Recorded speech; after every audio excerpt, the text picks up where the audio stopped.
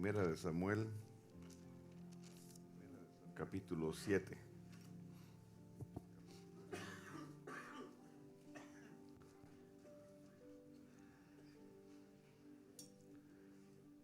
Me asignaron un tema y voy a tratar de decir lo que yo quiero.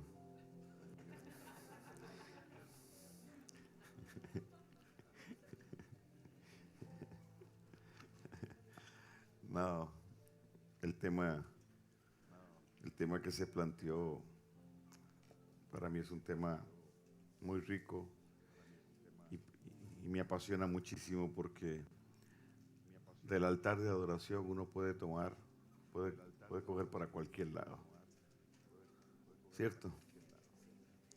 Entonces, yo quiero, y como el tema es altar y gobierno, y tengo dos sesiones, entonces hoy les digo, ahora les digo un disparate y en la noche se los arreglo. Okay. Dice el verso 7, capítulo 7, 1 de Samuel, verso 7, dice, cuando oyeron los filisteos que los hijos de Israel estaban reunidos en Mizpa, subieron los príncipes de los filisteos contra Israel. Y al oír esto, los hijos de Israel tuvieron temor de los filisteos. Entonces dijeron los hijos de Israel a Samuel, no ceses de clamar por nosotros al Eterno, nuestro Dios, para que nos guarde de la mano de los filisteos. Y Samuel tomó un cordero de leche y lo sacrificó entero en holocausto al Eterno. Y clamó Samuel al Eterno por Israel, y el Eterno le oyó. Y aconteció que mientras Samuel sacrificaba el holocausto, los filisteos llegaron para pelear con los hijos de Israel. Mas el Eterno tronó aquel día con gran estruendo sobre los filisteos y los atemorizó, y fueron vencidos delante de Israel. La historia de este pasaje o el contexto de este pasaje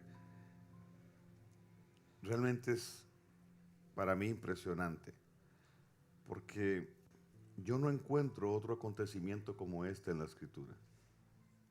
Entonces, ahondemos un poquito en el contexto, porque yo creo que hoy dentro de la iglesia hay dos líneas de pensamiento.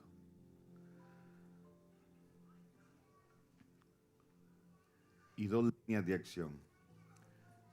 Están los que se han convertido o nos hemos convertido en constructores de altares y otros que se han convertido en constructores de ciudades.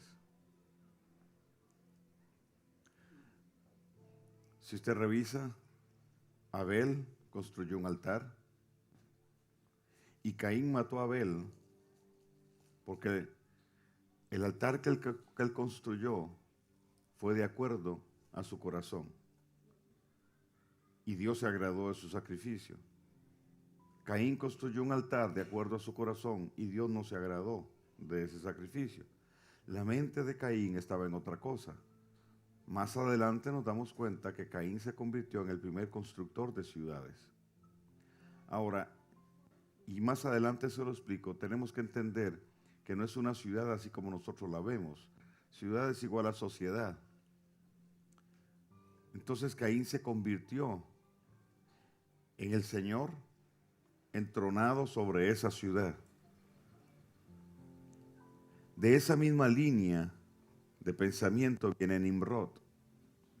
De la línea de Abel, Caín mata a Abel, entonces por celos muere Abel, pero luego Dios le da a Eva y a Adán otro hijo, Set. Y dice la Escritura que Set perpetuó el culto al Dios eterno. Es decir, siguió la misma línea de Abel y se convirtió en un constructor de altares. De esa línea de pensamiento viene Abraham. Antes de que Dios le bendijera en el capítulo 22, Abraham construyó 7 altares. en su proceso para ser posicionado de la palabra revelada que Dios le había dado, construyó 7 altares. Hoy tenemos esa misma línea. Hoy tenemos quienes quieren construir piramidalmente. ¿Sí? Se han convertido en constructores de ciudades. Pero Dios sigue guardando un remanente que somos constructores de altares. Porque entendemos que a partir del altar se forja la cultura, a partir del altar, o el altar es el punto de partida. Pero déjeme volver acá, a Samuel. Le dije lo que sucede acá, en este texto, yo no lo he vuelto a ver, no lo vuelvo a ver en la Escritura. Excepto con Yeshua. Y ahí es donde quiero llegar. El pueblo de Israel entra a la tierra prometida, conquista la tierra. Josué y Caleb, cumpliendo lo que el Señor les entregó, eliminan a casi todos los moradores, desobedecen al Señor y dejan unos cuantos pueblos y se convierten en el dolor de cabeza de Israel hasta hoy.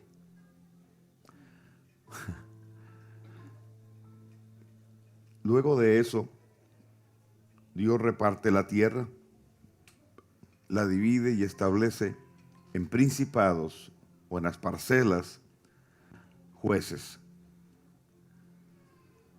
Los jueces fallan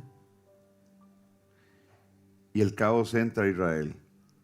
Samuel, habiendo sido uno de los jueces, es levantado por Dios como el líder sobre Israel y empieza a trabajar en una reforma extraordinaria. Lamentablemente, pues por razones obvias, las páginas de la Escritura no alcanzan, ¿verdad?, para poder escribir todo lo que sucedió. Pero la tradición del pueblo de Israel nos da algunas pautas en relación a esto. Y la reforma que Samuel hizo fue extraordinaria.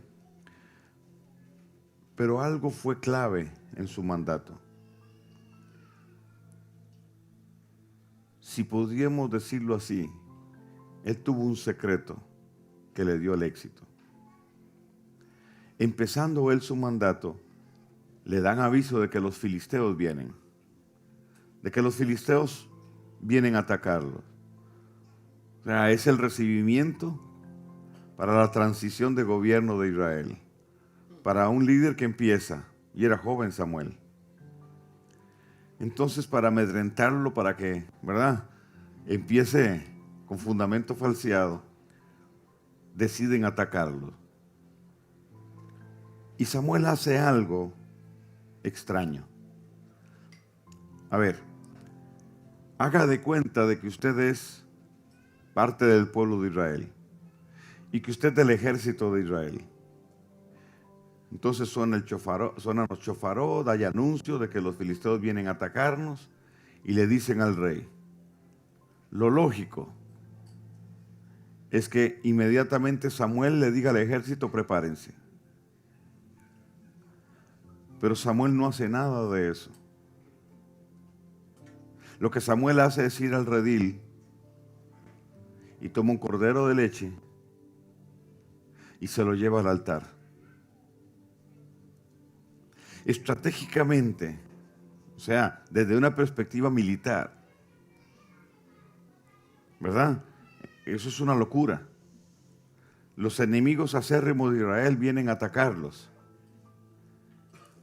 Y en lugar de enviar al encuentro de los filisteos al ejército de Israel, él va al redil y toma un cordero y lo lleva al altar. Piense como pueblo, ¿qué hubiera sentido usted si su líder, en lugar de desplegar toda una estrategia militar, se va para el redil y toma un cordero? ¿Qué está haciendo? En Argentina le hubieran dicho, che, ¿qué es? Te volviste tarado. O sea, piénselo. El pueblo de Israel no entendió porque no conocía el poder del altar. Samuel sí sabía que hay un poder en el altar.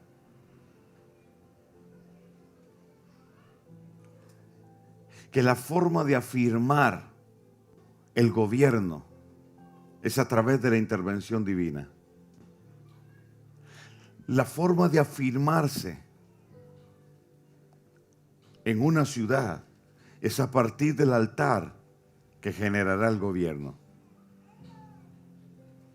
Dice la Escritura que mientras Samuel sacrificaba el cordero, el Eterno sacó su espada y la blandió en contra de los filisteos.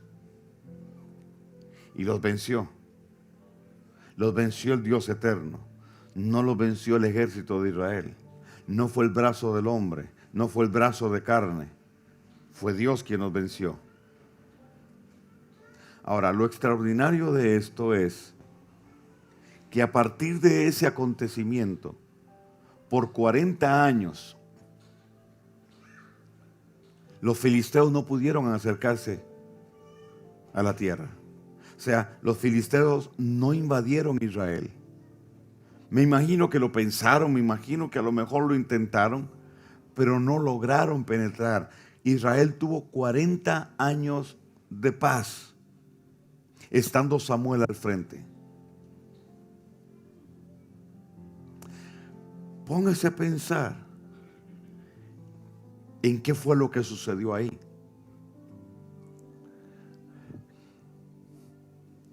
No fue que Samuel duplicó el ejército para guardar las fronteras, porque tampoco hubo un gran despliegue.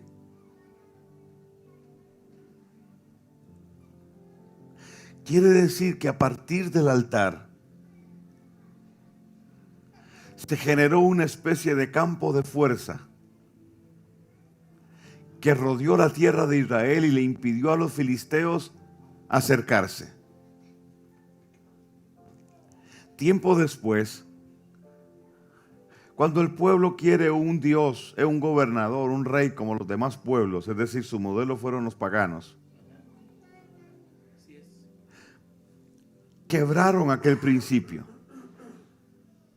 Quebraron aquello, y ahorita voy a entrar un poco más en los detalles de ese campo de fuerza.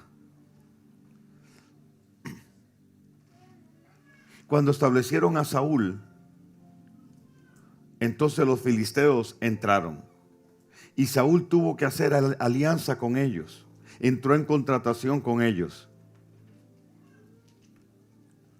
generando el sincretismo sobre el pueblo y que una generación completa se perdiera.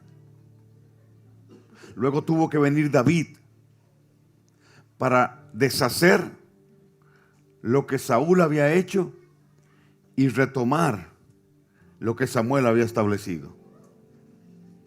Yo creo personalmente que el más indicado para construir la casa del Señor, con el perdón de Salomón, era David. Era su gran anhelo. Pero el Señor le dijo: no vas a poder hacerlo, tus manos están manchadas de sangre. Te lo va a construir tu hijo. Entonces David se dedicó a hacer toda la provisión para que su hijo le construyera la casa al Dios eterno.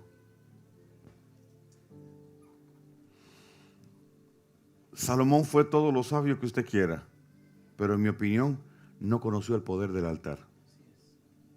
David sí. Pero ¿cuál es el punto?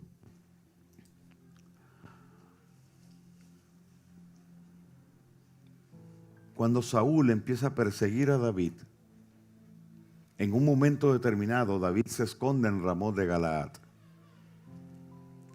En Ramot de Galaad fue donde Samuel se fue a vivir. Samuel se desligó de la corte de Saúl y se apartó. Pero dice la Escritura que ahí en su casa él puso un altar.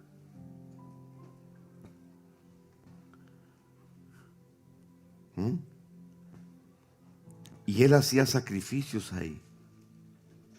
¿Por qué? Saúl tenía otro sacerdocio.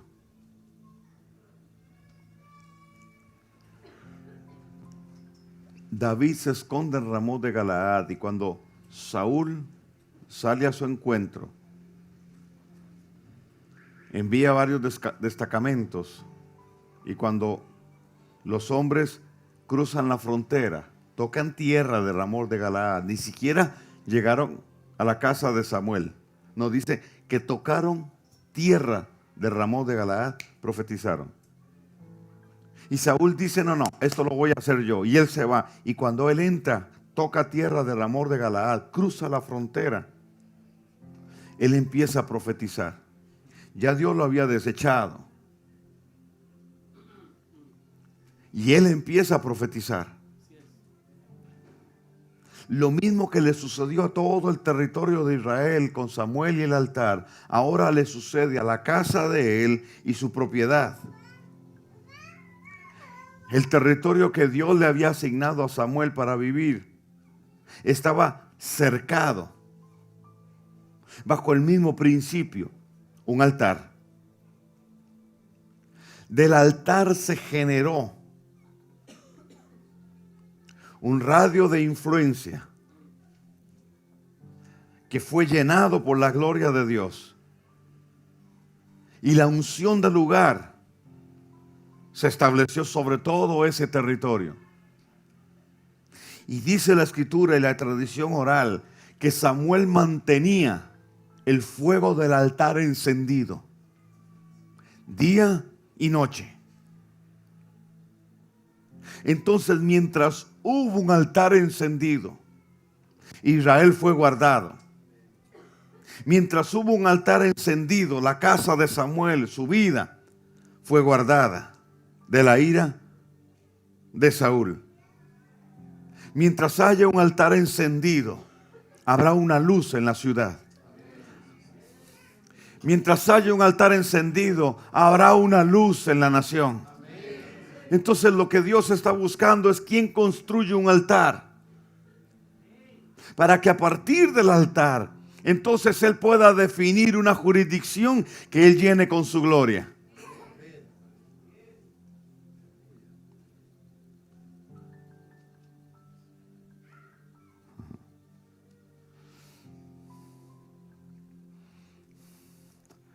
Amén.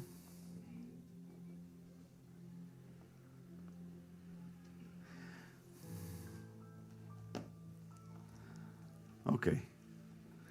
Esa fue mi introducción. Vamos al tema.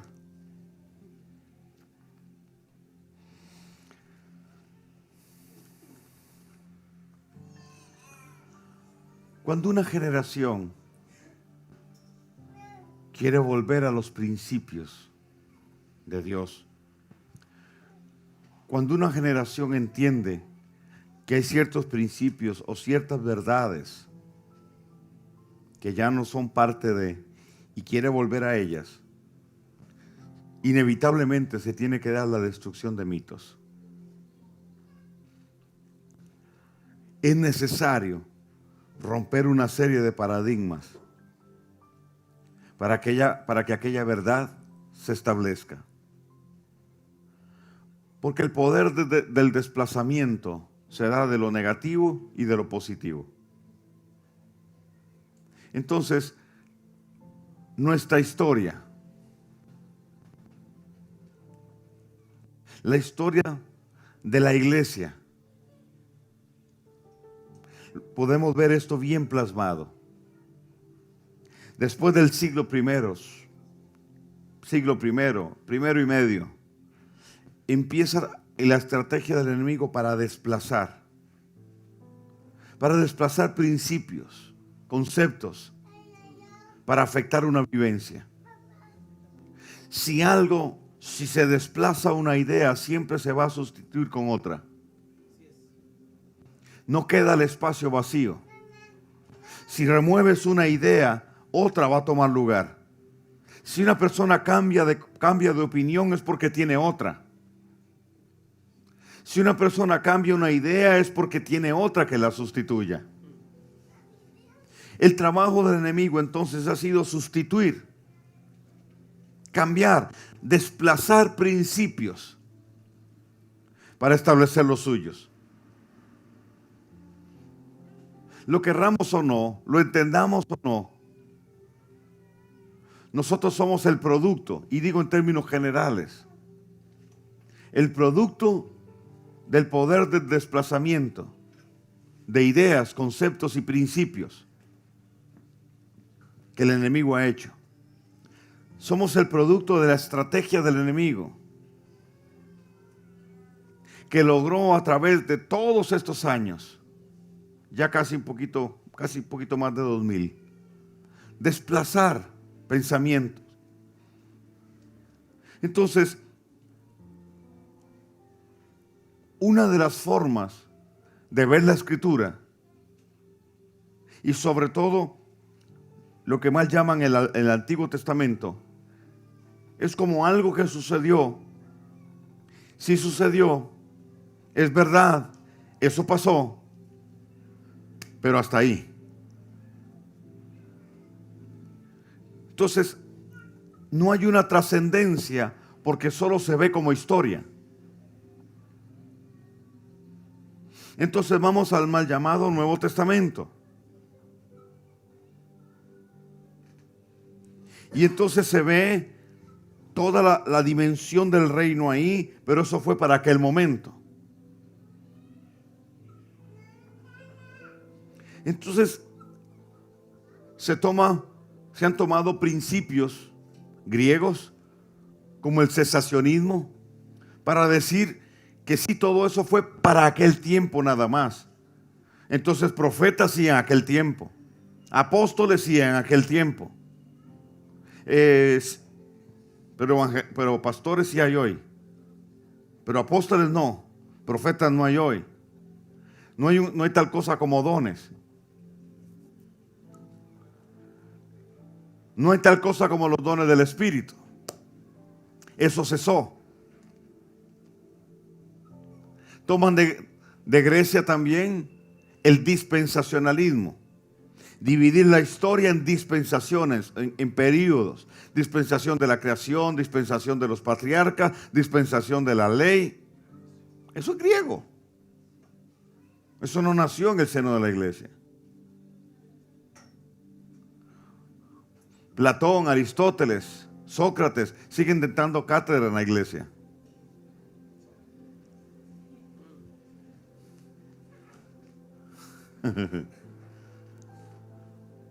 ¿Me sigue la idea? Entonces, la tendencia es ver aquello como algo que sucedió. ¡Wow! ¡Qué impresionante! Pero hoy no pasa eso.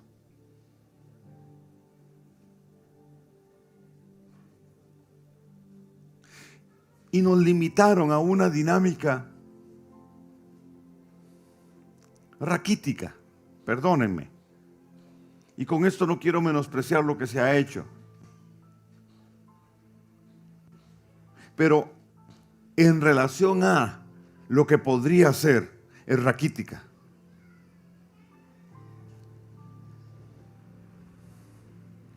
Si tú tienes un potencial y de ese 100% de tu potencial estás usando solo un 10%, es raquítico tu esfuerzo. Podrías dar mucho más. Y es terrible y enfermizo creer que ese 10% es todo. Entonces nos han hecho creer en un 10%.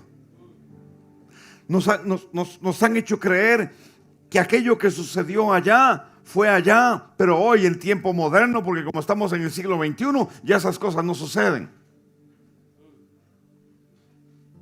Se supone que hoy somos gente más culta. Se supone que somos gente más avanzada en ciencia, en tecnología. Entonces no me vengan con esas historias.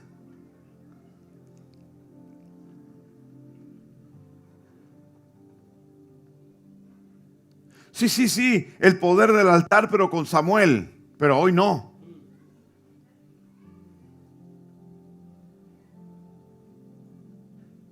Estamos en la era de la racionalización.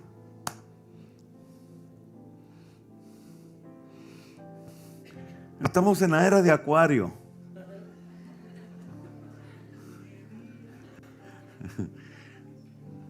Donde el potencial del hombre empieza a manifestarse plenamente.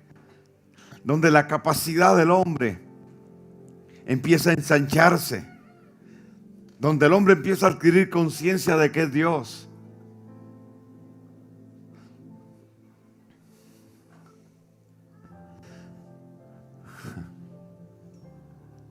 El escepticismo ha golpeado la expectativa de la manifestación de lo sobrenatural. Y la razón se ha convertido en el enemigo de la fe. El materialismo ha sustituido una vida en el espíritu, en el buen sentido de la palabra.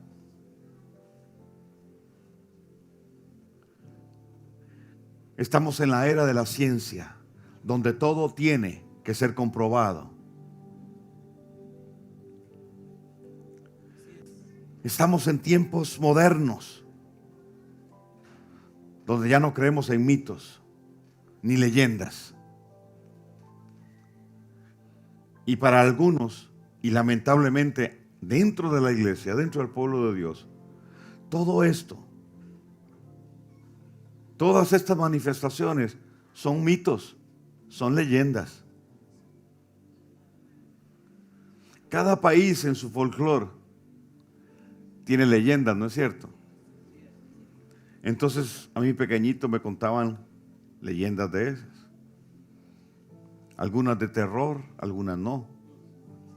La cegua, la mujer que se convertía en yegua. La llorona. ¿Aquí hay llorona? Ah, bueno. Es el mismo demonio, ¿ah? Sí. Son leyendas y uno creció con esas leyendas. En mi tiempo, cuando yo estaba niño, ¿verdad? Todavía uno podía andar por los ríos.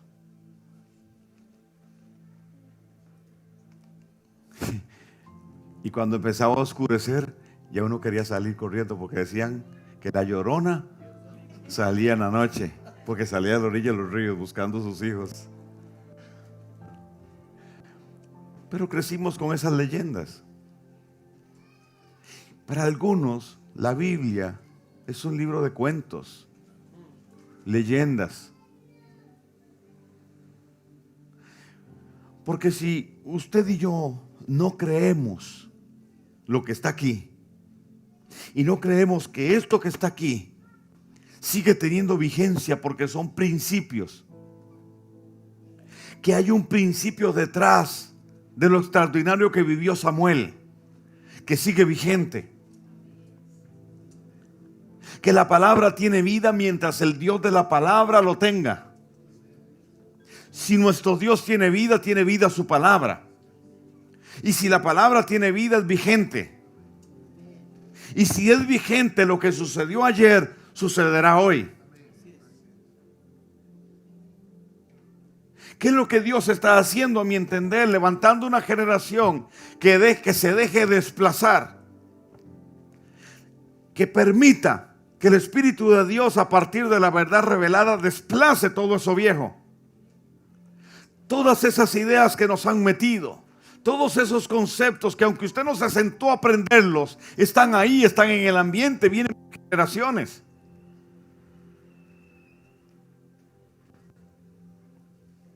Para rescatar nuevamente principios y verdades que son nuestros. Y todo lo que el mundo moderno nos pueda proveer, lo convirtamos en un recurso a favor de y para el propósito de.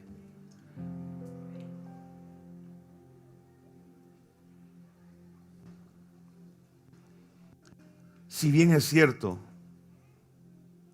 no necesariamente hoy tenemos que construir un altar físico material. Pero el principio del altar sigue vigente. Yo no puedo dejar de ver en la figura de lo que Samuel hizo a Yeshua como el sacrificio, al altar como el Gólgota.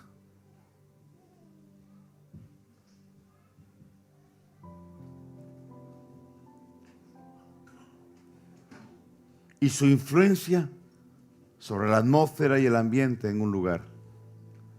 Pero tampoco puedo dejar de verme como un altar.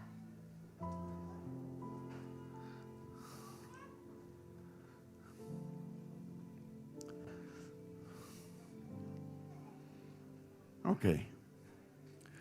Tercer acto.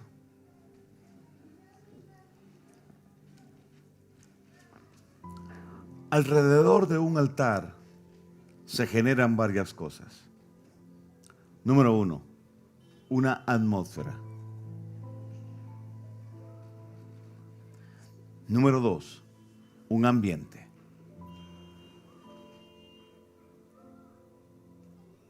¿Sí? Si tomamos una de las expresiones del altar de adoración, la alabanza. Por ejemplo, en un altar como este, se genera un ambiente, se genera una atmósfera.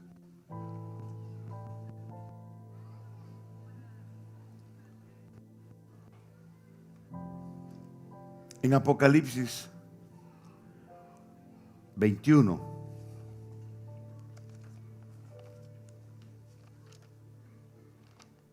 Apocalipsis 21, sí.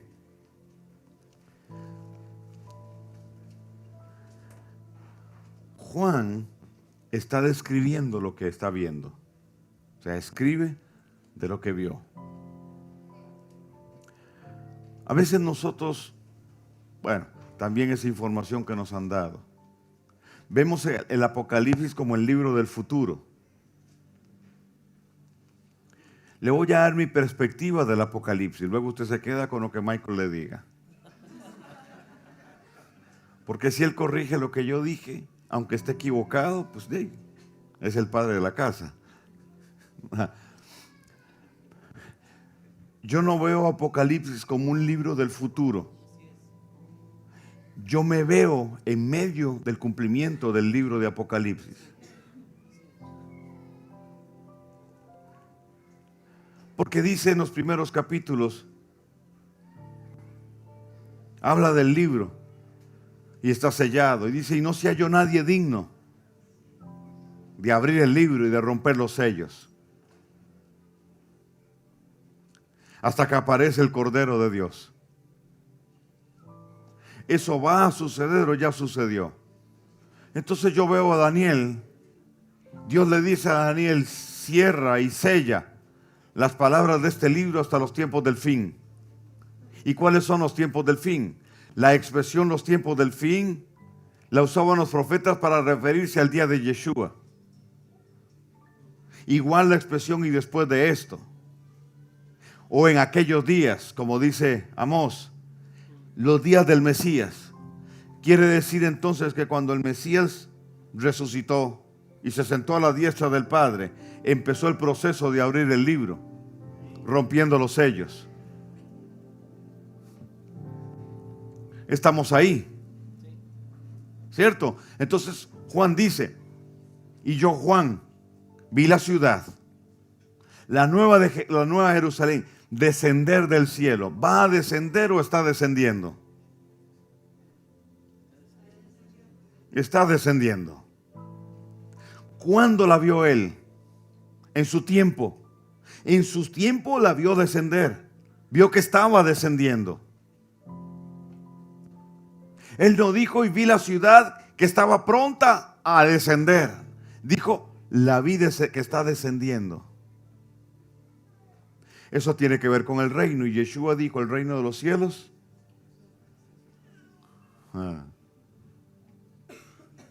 Entonces ponga cuidado. Juan dice, verso 1, vi cielo nuevo y una tierra nueva, porque el primer cielo y la primera tierra pasaron y el mar ya no existía más. De aquí toman algunos para decir que el Señor va a destruir la tierra y la va a hacer nueva.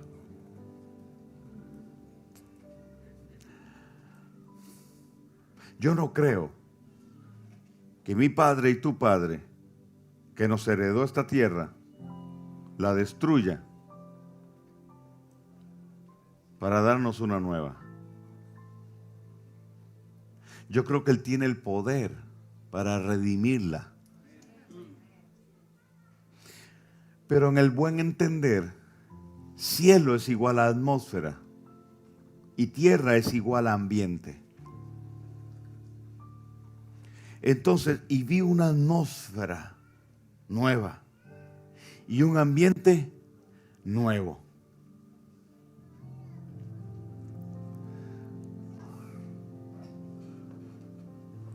Ajá. ¿Por qué? Porque el proceso, el trabajo fue distorsionando la atmósfera y el ambiente. Su rebelión creó vacío, creó desorden, vacío y tinieblas. Y a partir de ese momento entonces el plan de restauración empezó. El Espíritu de Dios empezó a incubar sobre la faz de las aguas. Y hasta hoy estamos en un proceso de restauración de lo creado. Dios creó los cielos y la tierra perfectos. Dios no los creó en caos. Dios no los creó en vacío. La rebelión de Luzbel provocó esto. Pero el plan de restauración empezó. Y en el plan de restauración el juicio sobre Satanás. Pero en ese proceso de la caída de Satanás y la caída del hombre, dice Pablo que la creación fue sujeta a vanidad. Entró en una ley, la ley del deterioro. La corrupción generó y ha generado deterioro. El ambiente y la atmósfera original se perdieron. Con la caída Dios tiene que sembrar un huerto. Dios pone un huerto. Es decir, Él abre la dimensión de lo eterno y fija un vórtice sobre un palmo de terreno allá por Irak.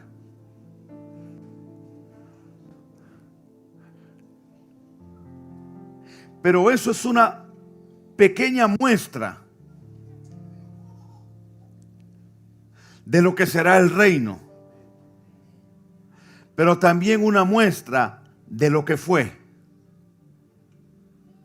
Porque en un principio la tierra, el globo terráqueo, fue la plataforma de gobierno de aquel ser llamado Luzbel,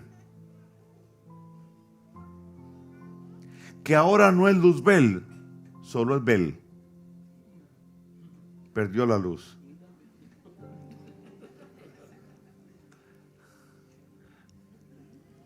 El Señor puso a Luzbel ahí, lo puso en la tierra, en el huerto, en el Edén. Originalmente todo el globo terráqueo se llamaba el Edén. Lo puso ahí para ejercer gobierno.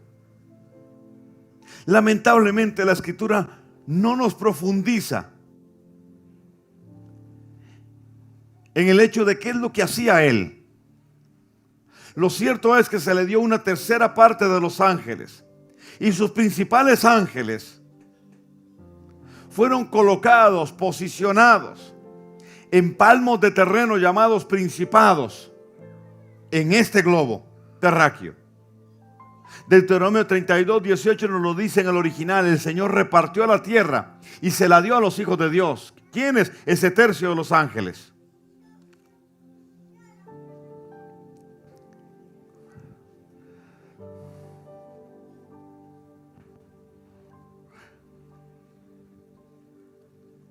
Pero Isaías 14 y Ezequiel 28 nos dan pistas de todo esto. Dice el Eterno que Luzbel se movía sobre las ascuas de fuego. ¿Lo ha leído? ¿O tenemos que irlo a leer? Se movía sobre las ascuas de fuego. Quiere decir que el globo terráqueo, uno, era un altar.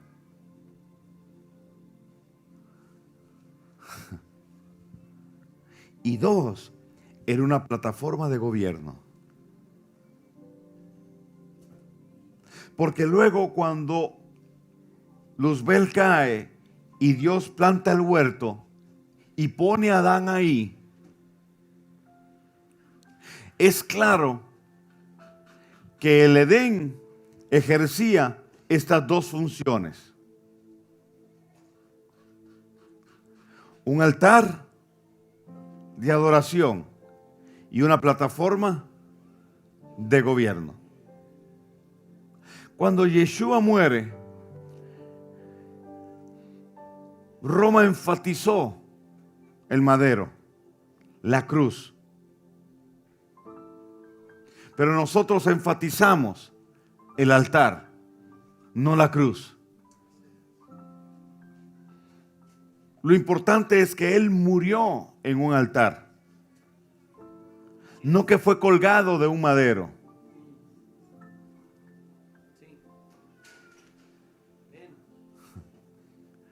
Roma enfatizó al Cristo crucificado y hasta hoy. Y mucho creyente hoy vive con el Cristo crucificado, pero no con el resucitado, el que está sentado a la diestra del Padre, el que ejerce señorío sobre lo que está arriba, abajo y debajo.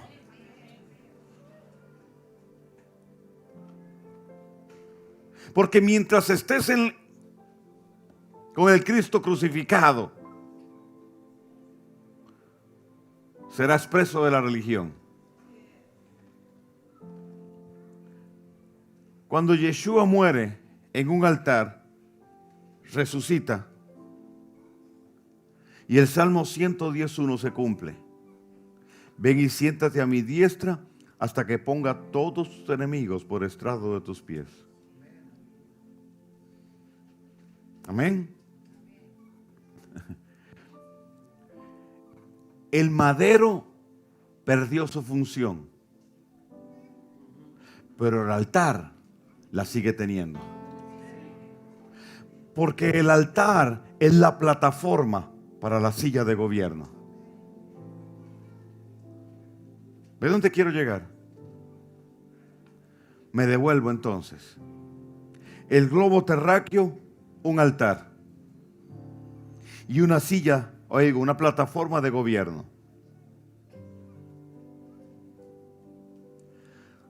A través de la historia, antes de Yeshua, Satanás influyó en el ambiente y en la atmósfera que rodea el globo terráqueo.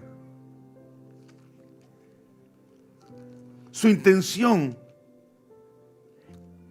era y lo es conquistar los cielos para dominar sobre la tierra. Desde un principio lo dijo: subiré a lo alto. ¿Y qué? Y sobre las estrellas de Dios estableceré mi trono. Desde un principio, Él apuntó a lo alto.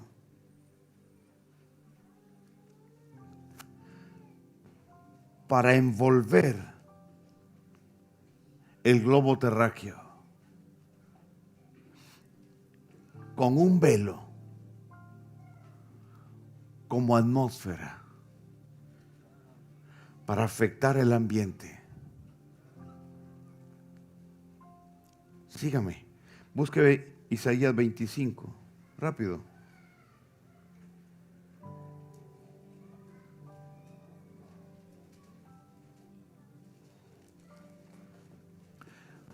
A Isaías le dicen muchos el Apocalipsis del Antiguo Testamento.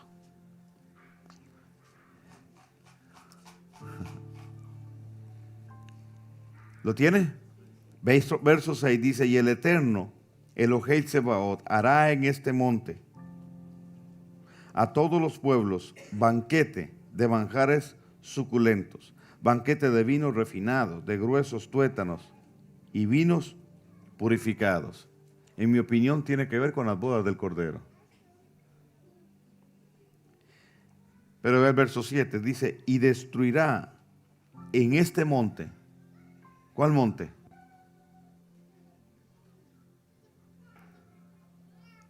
Y destruirá en este monte, dice, la cubierta con que están cubiertos todos los pueblos y el velo que envuelve a todas las naciones.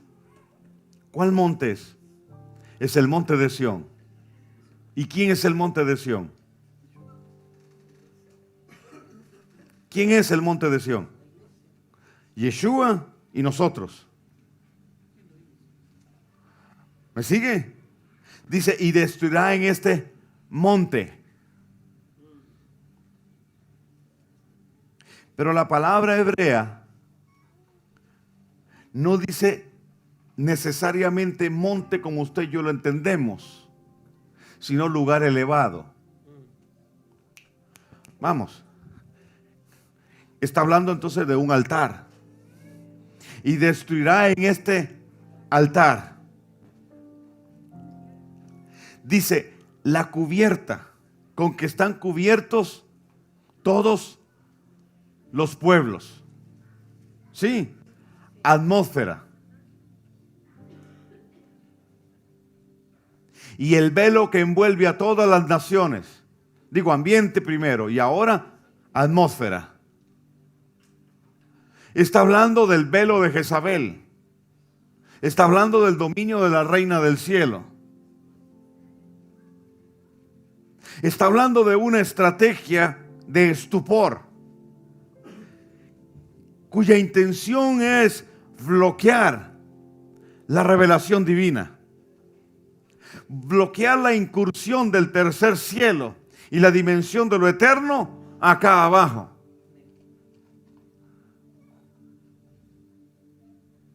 El trabajo del enemigo entonces fue generar un ambiente y poner un techo o cubierta, atmósfera.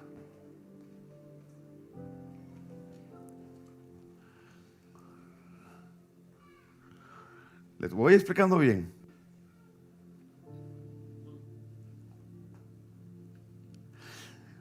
¿De qué se alimenta esa estrategia?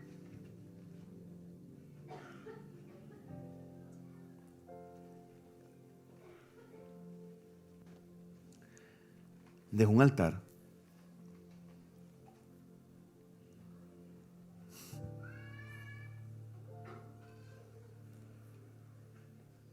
Si revisamos en la Escritura, el trabajo del enemigo siempre fue sincretizar.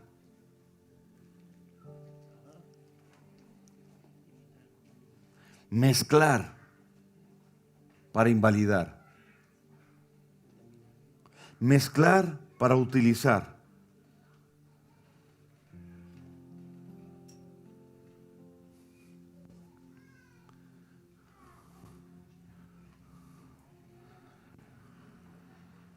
Cuando él logra usurpar el altar genuino,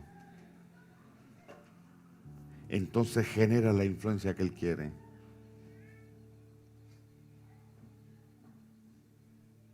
Dios le dice a Gedeón, voy a parafrasearlo, yo voy a libertar al pueblo y tú me vas a ayudar. Pero tienes que entender que el sitio de los madianitas no depende del poder armamentista que ellos tienen. Depende de que tu padre le construyó un altar a Baal en medio del pueblo de Israel. El mismo Dios que ellos adoran. La fortaleza de los madianitas está en el altar que está en medio de la ciudad. Lo primero que vas a hacer es destruir el altar. Si quieres romper el poder del sitio, destruye el altar. Cuando destruyas el poder del altar, vas a destruir su fuente de alimento, su fuente de poder. Vas a quebrar la cubierta que sobre ellos está. Vas a desposeerlos de la protección que reciben de ahí. Destruye el altar. Desplázalo, pero constrúyeme uno. Vas a tener que sustituir ese altar por mi altar. Y vas a sacrificar, no el primer toro, sino el segundo de la manada. El primero está dedicado a Baal desde que nació. Yo no quiero ese.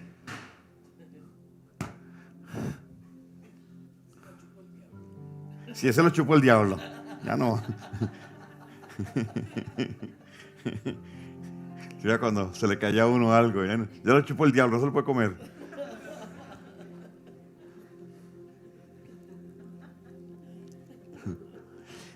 El segundo. Pero yo sé que usted conoce el texto. El Señor le dijo: destruye el altar a Baal y la imagen de acera. ¿Recuerdan? Y toma de esos escombros y constrúyeme un altar. Oh, espérate. ¿Por qué el Señor no le dijo que trajera material nuevo? Porque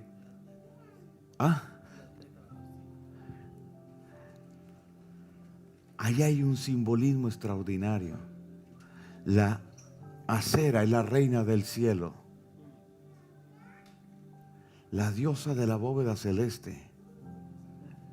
Entonces vamos a construir un altar con su propio material para quebrar su dominio arriba.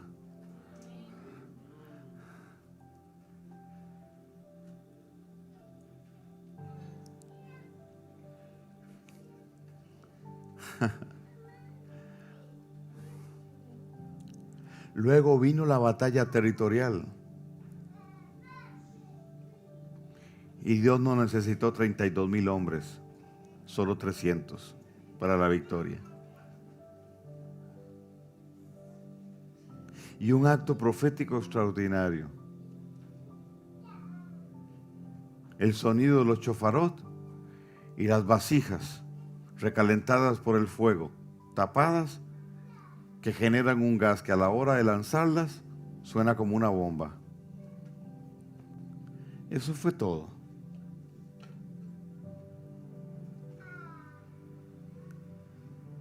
Huyeron despavoridos y se mataron entre ellos.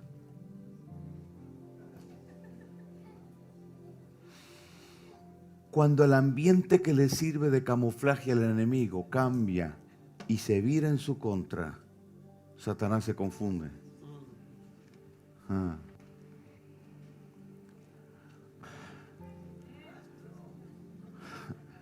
Los moabitas y los amonitas, los hijos del incesto, los hijos de las hijas de Lot, atacan a Israel. Superaban a Israel 10-1. Eso es muerte segura. El ambiente en el campamento, estoy en 2 de Crónicas 20, el ambiente cambia. Ahora hay un ambiente de muerte en el campamento y una atmósfera que generó cielos de bronce.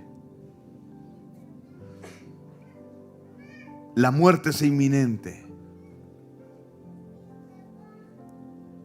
Pero Dios tiene un líder que entiende y conoce del poder del altar de adoración. Y ante la incertidumbre que empezaba a generarse en el pueblo, Él manda a todo el mundo a adorar y ayunar. Y luego hace una oración extraordinaria. La oración de Josafat es extraordinaria. Y en medio de aquello, ponga cuidado, en medio de aquello, Dios le da una palabra a un profeta. El profeta estaba, pero los cielos no estaban abiertos. El altar de adoración, que tiene que ver o nace a partir de la actitud de un líder, rompe los cielos y provoca que la respuesta descienda. El Espíritu de Dios inspira a aquel profeta y da una palabra profética y le dice: no teman. Yo he entregado a los moabitas y a los amonitas en tus manos. En esta ocasión ustedes no van a pelear. Yo pelearé por ustedes. Y la estrategia será sencilla. Lo que ustedes van a hacer es cantar. Manténganse alabando hasta que la victoria se complete. Alrededor de 6 horas cantando un mismo canto de solo 2 estrofas.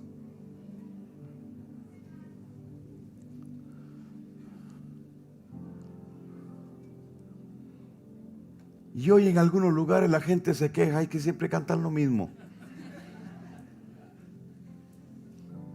No, es que usted está invadido por una idea que tiene que ser desplazada. No es cuánto cantamos, es lo que cantamos. No es un asunto de cantidad de cantos. Es un asunto de cantar el canto que tiene la llave que abra los cielos. La alabanza provoca que se defina un círculo de protección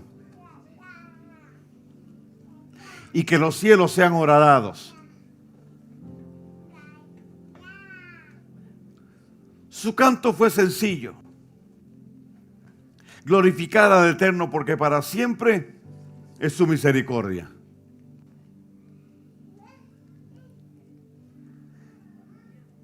El ambiente empezó a cambiar. Y la atmósfera que les servía de cubierta a los hijos del incesto se desvaneció. El poder del dios Baal se disipó. Y el hombre quedó solo contra Dios. Vamos, hermano. El hombre quedó solo contra Dios. Y cuando el hombre queda solo con Dios, pierde.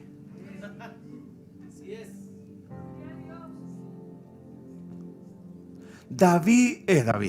Elías va camino al Carmelo.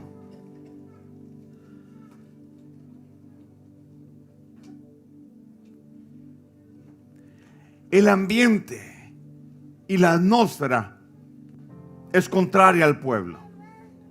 Jezabel se metió y el sincretismo tomó lugar.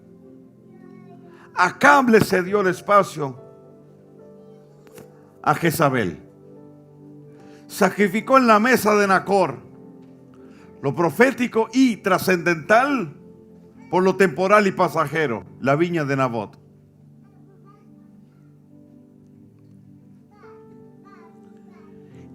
El sacerdocio contaminado, el altar contaminado, sincrético. El ambiente alrededor de Israel y la atmósfera totalmente controlada por él.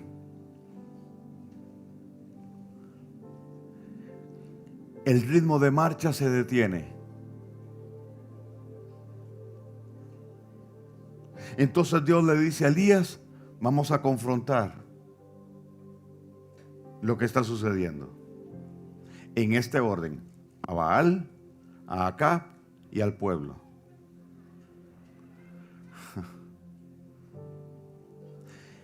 Lo que Acab hizo le permitió a Baal, a través de Jezabel, establecerse en la silla de gobierno sobre la tierra prometida. ¿Me sigue? Entonces Dios le dice a Elías: cierra los cielos para que no haya lluvia.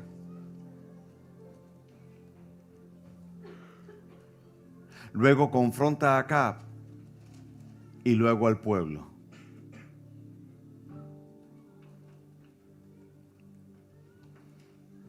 Y usted pregunta: ¿y dónde Baal? Ahí. Baal era el dios de la lluvia. Baal era el dios de los fenómenos atmosféricos. Era el señor del cielo, pero también el señor del inframundo. El dios de las aguas.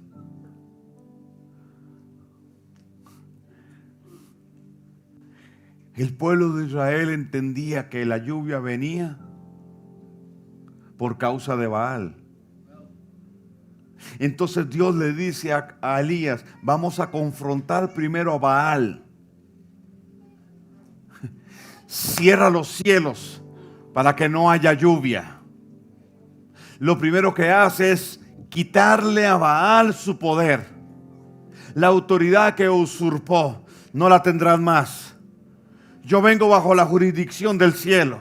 Yo vengo bajo la autoridad divina y he sido comisionado para juzgarte, y has sido encontrado culpable. Por tanto, quebranto tu poder, y como una evidencia para todo el mundo, los cielos se cierran y no habrá lluvia sino por mi dicho. Luego va donde Acab y lo confronta. Pero antes de que Elías hable, Acab le dice: ¿eres tú el que turba a Israel? Un desgraciado sinvergüenza.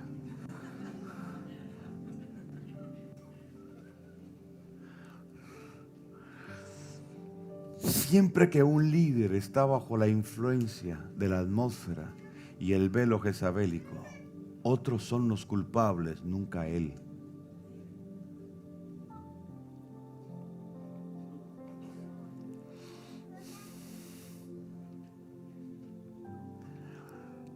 Entonces, Elías le dice a Acab: júntame al pueblo en el Carmelo y a todos los profetas de Baal. ¿Sí? Pero después le dice al pueblo: ¿hasta cuándo ustedes van a andar claudicando en dos pensamientos? ¿Hasta cuándo apoyados en dos muletas? Es hora de que el pensamiento que infiltró Jezabel sea desplazado. Vea que Dios no trae juicio sobre Israel. Corrige a Israel, pero no trae un juicio sobre Israel. Y cuando llegan al Carmelo, se da el resultado de estas confrontaciones. Usted conoce la historia. El fuego desciende como una señal de que el Dios del cielo tiene control de los cielos. Dios no necesita demostrarle a nadie su poder, pero sí le dio una señal al pueblo de Israel: yo soy el que gobierno sobre los cielos. Y el Dios de las aguas es nada. Ese fuego consumió el holocausto, la leña, las piedras y aún el agua que Elías mandó a poner sobre la zanja que hicieron. ¿Qué sucede después de ahí?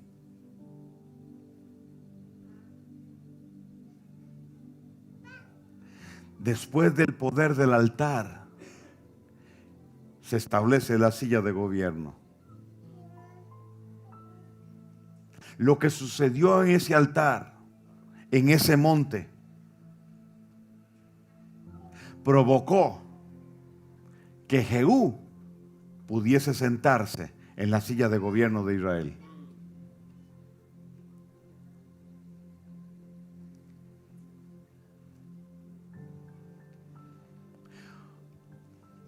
Lo que Elías hizo en el Carmelo cambió la atmósfera y el ambiente para que una nueva forma de gobierno se estableciera. Vamos, hermanos. Vamos. No podemos hablar de reforma apostólica y profética si no entendemos el poder del altar. No podemos hablar de gobierno si no tenemos afirmado el altar de adoración.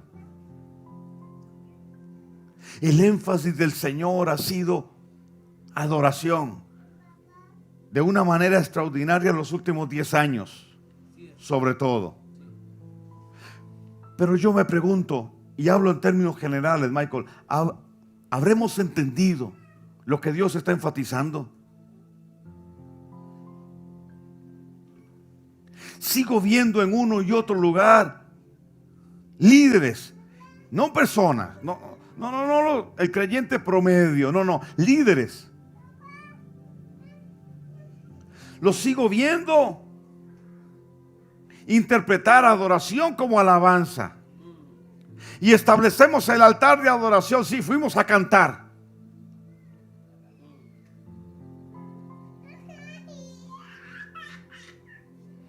El poder del altar trasciende la alabanza. Trasciende la alabanza.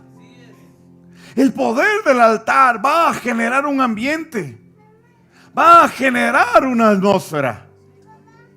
Satanás adoraba a Dios desde acá abajo, pero su adoración no eran cantos solamente.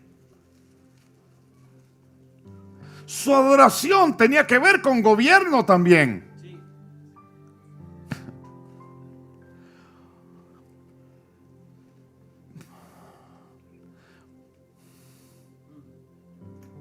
Porque muchos se entretienen cantando sin trascender al gobierno.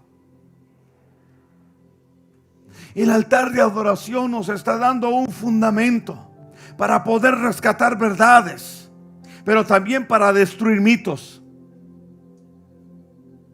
Porque el altar es el lugar de muerte.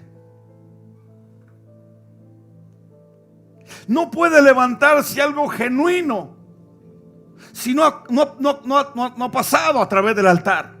Primero, todo lo que nace de un altar tendrá el aval de Dios. Todo lo que nace de un altar va a trascender.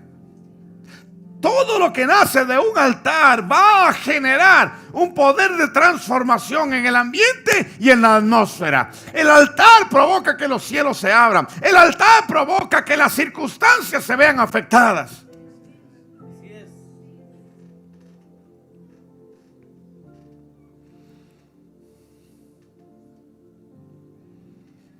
Alrededor del altar se genera una atmósfera y un ambiente.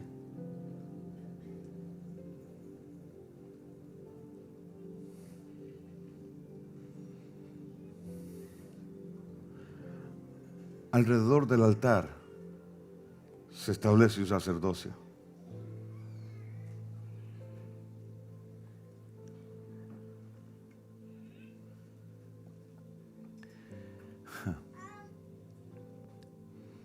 No existe altar sin sacerdocio.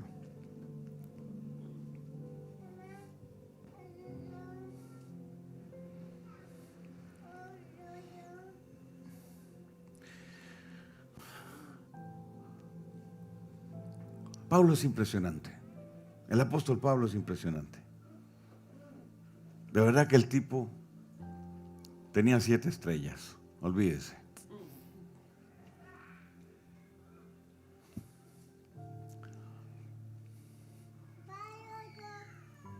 Él es el que nos describe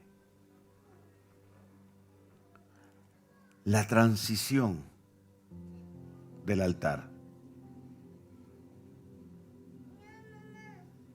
La transición del sacerdocio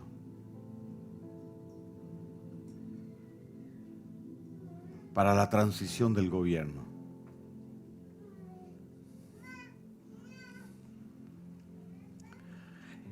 En Romanos 12:1, Pablo dice: os ruego por la misericordia de Dios que presenten vuestros cuerpos en sacrificio vivo, santo, agradable a Dios, porque este es vuestro culto racional. Ponga cuidado.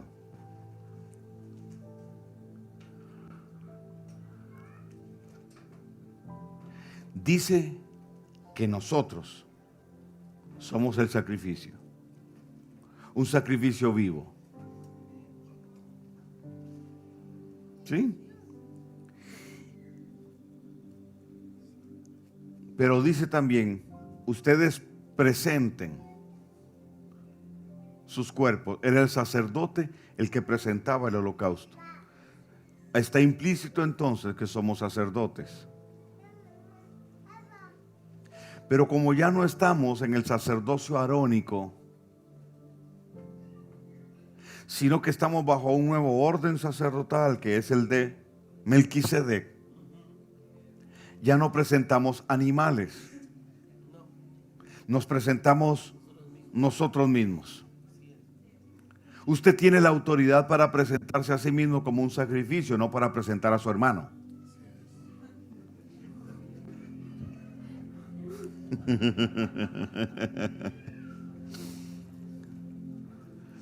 Sí, porque debe haber más de uno que debe decir: Señor, quémalo en el fuego. Aquí te lo presento en tu altar, Señor. Que tu fuego queme todo.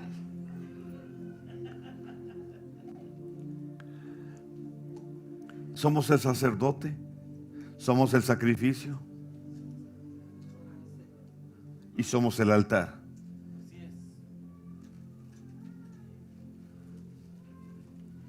Entonces, alrededor del altar se define el sacerdocio, se define el culto.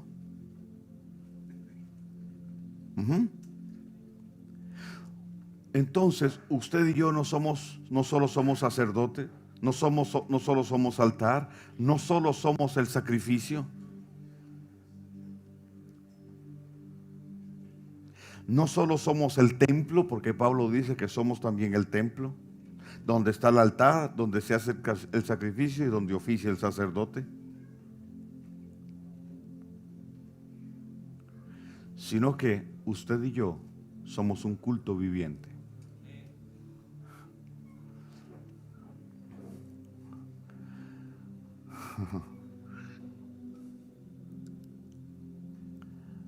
Somos un culto viviente.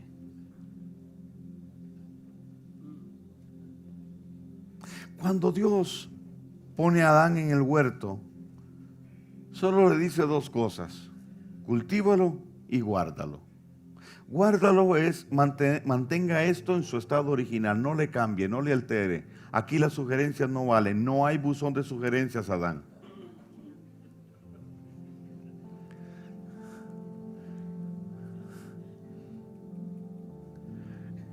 Muchos negocios, sobre todo donde hay una cultura de atención al cliente, hay un buzón, ¿verdad? Buzón de sugerencias. Si no le pareció algo, si no está... Díganos qué piensa, estamos para mejorar. En el cielo no hay tal cosa. Somos un culto viviente. Cultívalo, le dijo. No le dijo adórame. Nunca le dijo alábame.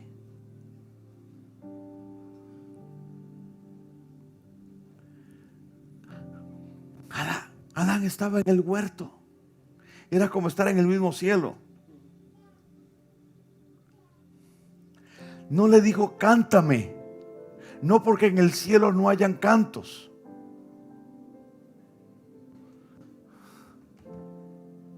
No, porque en el cielo no haya melodía.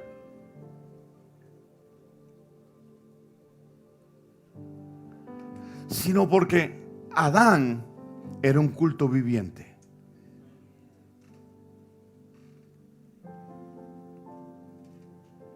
Si reúnes esas 4 características, entonces sos un culto viviente. ¿Me explico? No es forma, es naturaleza. No es lo que hago. No es si canto o no canto.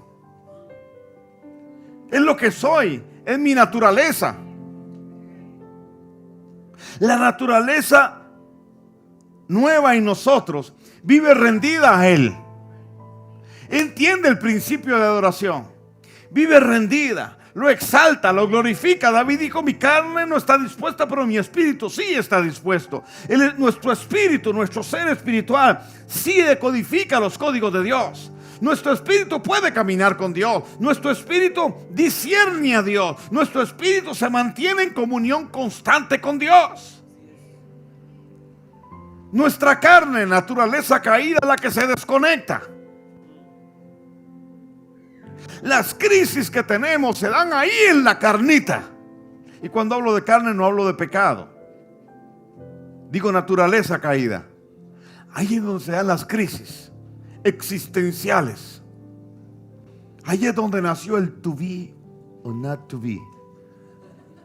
Ser o no ser. He ahí el dilema. ¿Cuál dilema? Ya yo soy, punto, ya lo resolví. En Dios lo resolví. Yo sé de dónde vengo, dónde estoy y para dónde voy. Chao.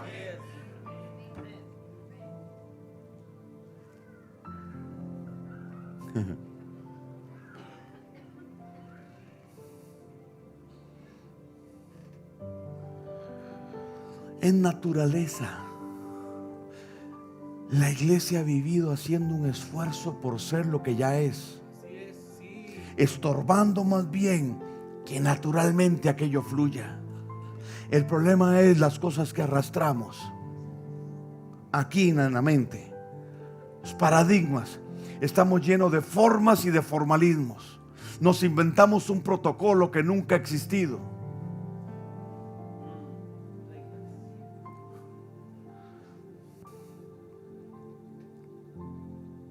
El que no ora 8 horas está mal. ¿Y a qué le llaman orar? Al monologué, al monólogo. Eso es orar. Ese es el modelo. No, gracias, chao.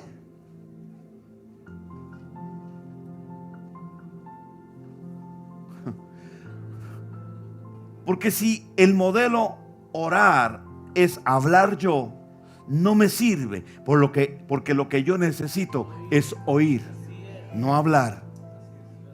Enséñeme entonces a oír. Bueno, papito, ahí en el altar ese fuego va a quemar tu egoísmo, tu egocentrismo. Va a desmontar tu ego. Va a quebrantar el gobiernito, el autogobierno que te levantaste, que te montaste. Va a haber un derrocamiento a esa dictadura. Va a haber un golpe de estado que va a derribar a ese Dios chiquito que está metido ahí, entronado, diciendo: yo sé, no me digan por dónde, yo sé por dónde caminar, ya yo me la sé, ya yo me sé la Biblia, ya yo sé cómo cantar, ya yo.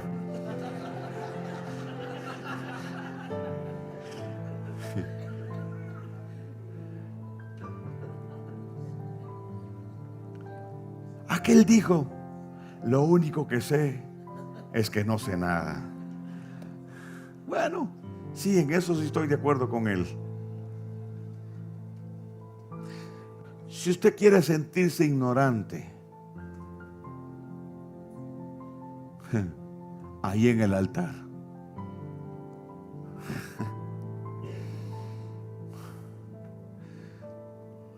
Pero vamos, vuelvo al punto. Somos un culto viviente.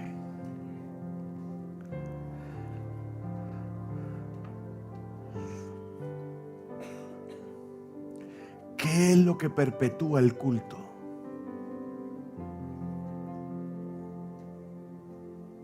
¿El rito?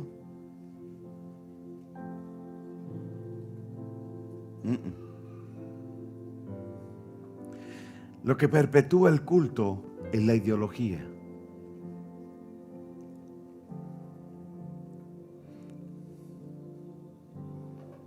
Porque del culto nace la cultura. Antropología pura. Antes que un Dios fuera, antes que una cultura fuera, fue un culto. Y antes que un culto fuera, fue un Dios.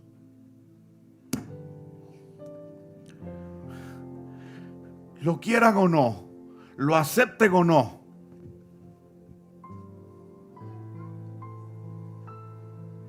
la naturaleza caída del hombre es en esencia religiosa.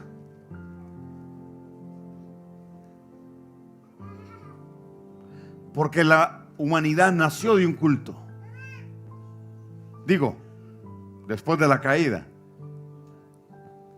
nace de un culto. La manifestación del enemigo, de Satanás, al hombre genera un culto. Con el culto, una clase sacerdotal.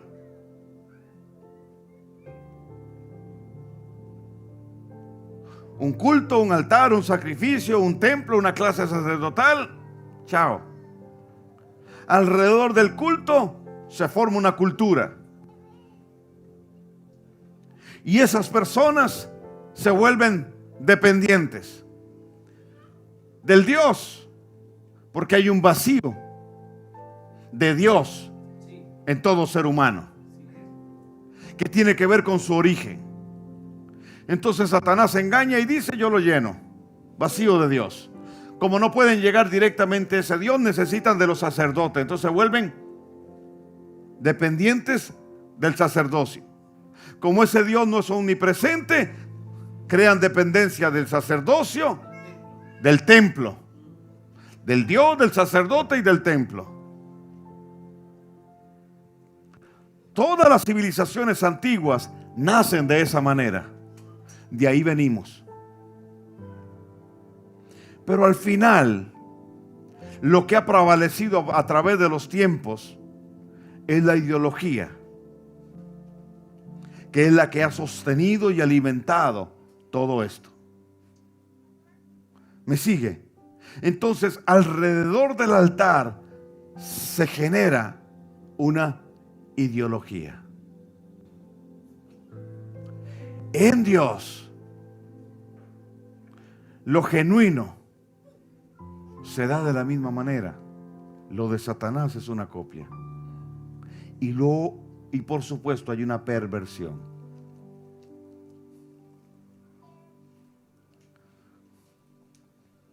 Dios nunca se revelará en un lugar que no sea un altar.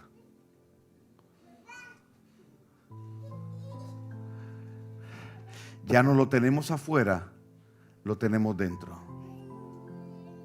¿Me sigue? Todo lo tenemos. Lo que nos ha faltado es la ideología y los principios que alimentan todo esto. La teología supuestamente debió haber sido el medio para entender el oráculo divino. Pero la teología, como nace en el platonismo griego, con aportes de otros, jamás nos podía llevar a entender los códigos de Dios. Lo que ha hecho ha sido enredar las cosas. Entonces Dios dice: yo no necesito una teología. Yo lo que necesito es revelarme a ustedes. Entonces, levánteme un altar.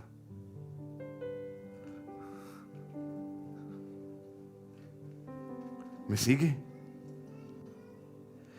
¿Qué es lo que está pasando hoy? Estamos entendiendo entonces que nosotros no tenemos un credo, que tenemos una ideología.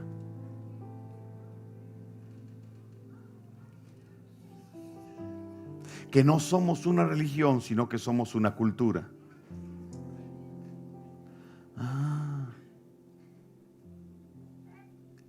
Una cultura cuyo eje es el culto, como un medio, no como un fin.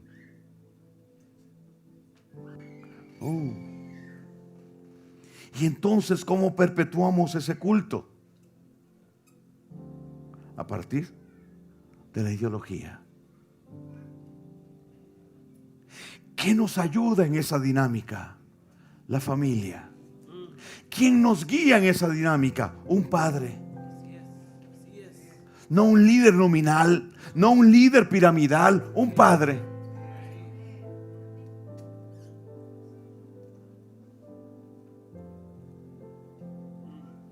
Entonces, mis queridos, el altar de adoración cobra dimensiones extraordinarias. Altar no es solo el ejercicio de cantar, es la dinámica de vida y los elementos que la componen. Ideología, culto, cultura, familia. Ese es un altar. Ay, Carlos Soto, claro. Ahora sí. En tu simiente serán benditas todas las familias de la tierra. Oh, ahora entendí.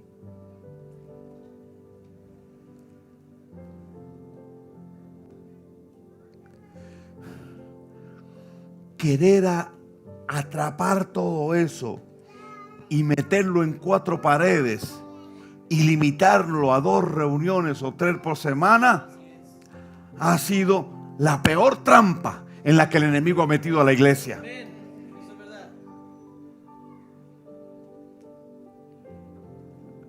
Lo que ha hecho el enemigo es lo que se hacen con las loras en mi país. Sí, ¿saben? Primero se les cortan las alas para quitarles el ímpetu de volar. Luego se les mete una jaula, que por grande que sea es jaula. Y luego se les pone a repetir todo lo que su dueño dice.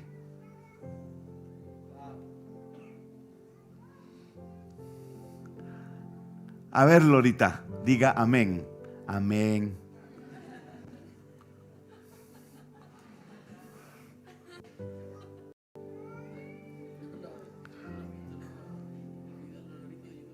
No. Para que haya un loro que hable, tuvo que haber alguien que le dijera lo que tenía que hablar. Los loritos no hablan de su propia inventiva o creatividad.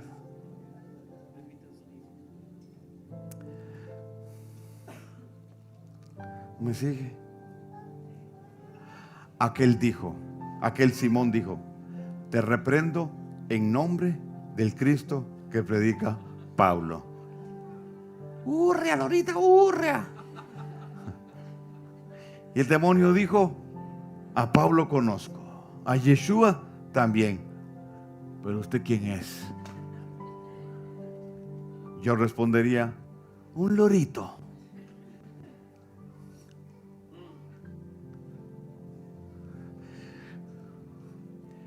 Nosotros somos un cuerpo, no una masa.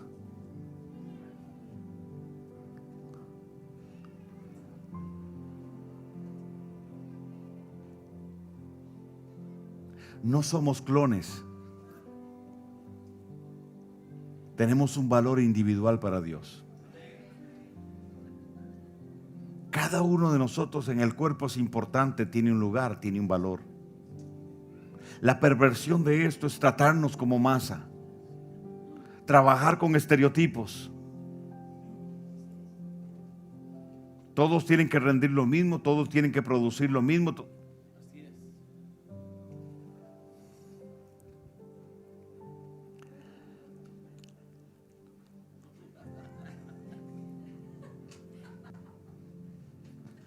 Bien, voy a terminar.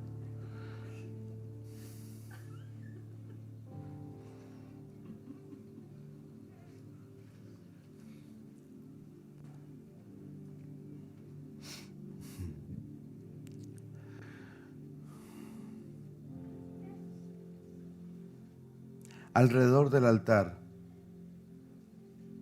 entonces se define gobierno bajo estas circunstancias. Pero sin antes establecer dominio.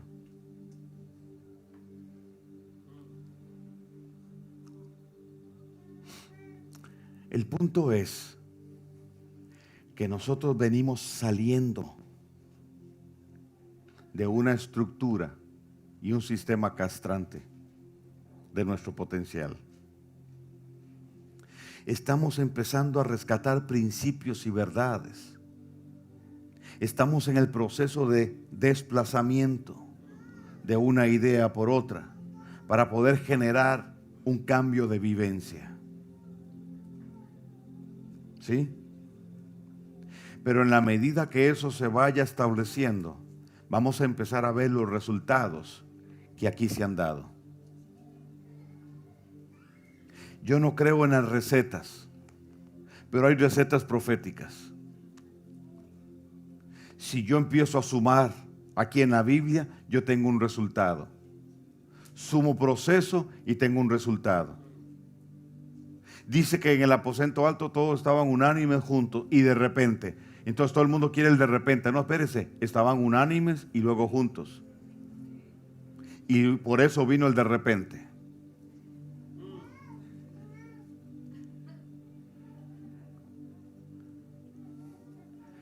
Como estamos en la era de los estereotipos, entonces, si aquel me impone las manos, yo voy a ser como él. Tener la unción de él. Así que venga, papito, póngamelas. No funciona así. En tu individualidad con Dios, tienes un llamado. ¿Sí? Dios va a respetar tu personalidad, la va a usar, va a ajustar cosas, pero la va a usar, etcétera.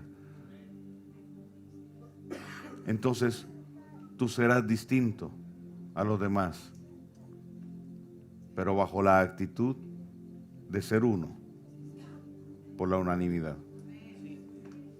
Entonces nos podemos complementar, pero cuando trabajamos bajo ese concepto de masa y de estereotipo, competimos unos con otros.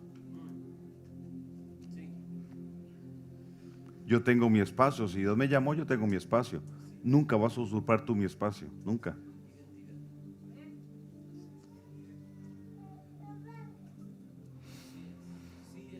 Un altar va a generar dominio. Va a llegar un punto y en un momento donde nosotros cargaremos un ambiente. Seremos propiciadores de un ambiente y de una atmósfera. El mejor ejemplo de esto para mí, o uno de los buenos ejemplos, es Daniel en Persia. Rodeado por un ambiente y una atmósfera como cubierta, él logró romper los cielos y quebrar esa estructura. No solo traer una respuesta para él, sino una respuesta para nosotros. Y afectó a un imperio que, en mi opinión, después de eso fue que el imperio persa empezó a desmoronarse. Lo que sucedió con Daniel, aunque la historia no lo registre, fue el inicio de la caída del imperio persa. No importa lo que digan los griegos, los romanos. Entonces, si Daniel lo hizo, nosotros lo podemos hacer. Si lo hizo Elías, nosotros lo podemos hacer. Si lo hizo Josafat, nosotros lo podemos hacer. Ellos necesitaron un altar material, físico, visible. Usted y yo no lo necesitamos, nosotros somos el altar. Entonces el globo terráqueo volverá a ser lo que en un principio fue: un gran altar de adoración y una plataforma de gobierno. Entonces Yeshua regirá con vara de hierro las naciones y nosotros con él. ¿Se da cuenta? Entonces la tierra será llena de su gloria. Será llena de su gloria.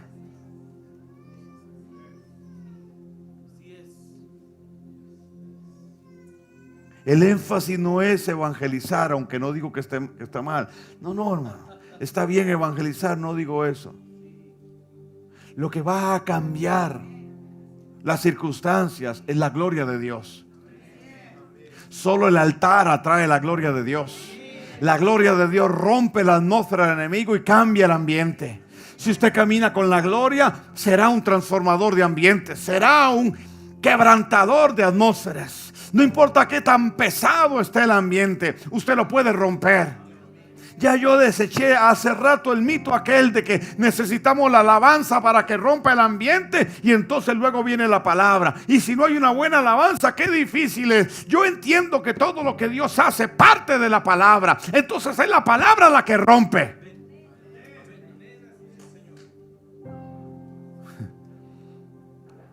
Yo necesito de alabanza para. Yo necesito la alabanza para poder expresarle a Él cosas que a veces de otra manera no lo puedo expresar.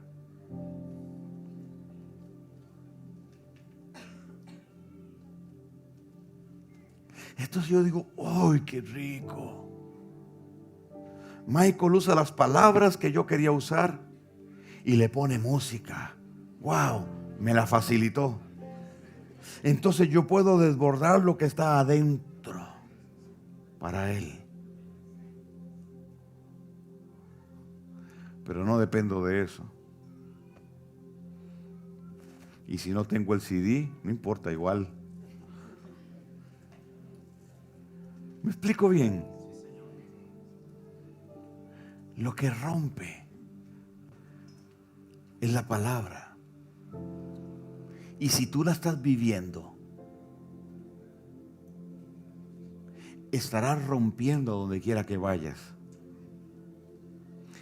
Viene el tiempo donde eso va a sucedernos. Está aquí. Yo renuncio a creer que pueda suceder.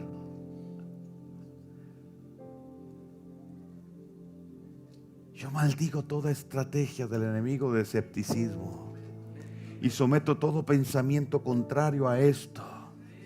Lo someto ahí en el altar. Que muera, que muera. Que el poder de Dios desplace su verdad por las mentiras o las ideas distorsionadas que me ha traído el enemigo, que me ha traído el sistema. Yo creo que los cielos se abren hoy. Yo creo que hay una Merkabah donde podemos movernos. Hay un Zulán que nos puede transportar de un lugar a otro. Creo que podemos accesar al tercer cielo. Creo que podemos sanar enfermos. Creo que podemos establecer el reino. Creo que podemos manifestarlo. Creo que los ciegos pueden ver. Creo que los cojos pueden andar. Creo en la manifestación de la sobrenaturalidad de Dios. Creo que puedo andar en el Espíritu. Creo que puedo ver la dimensionalidad del reino establecida aquí.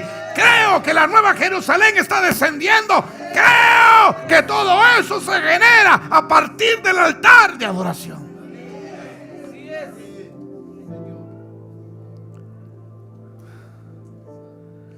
Amén.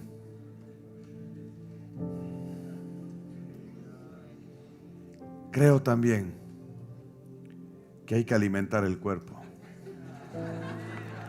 Creo en el tiempo del almuerzo. Michael.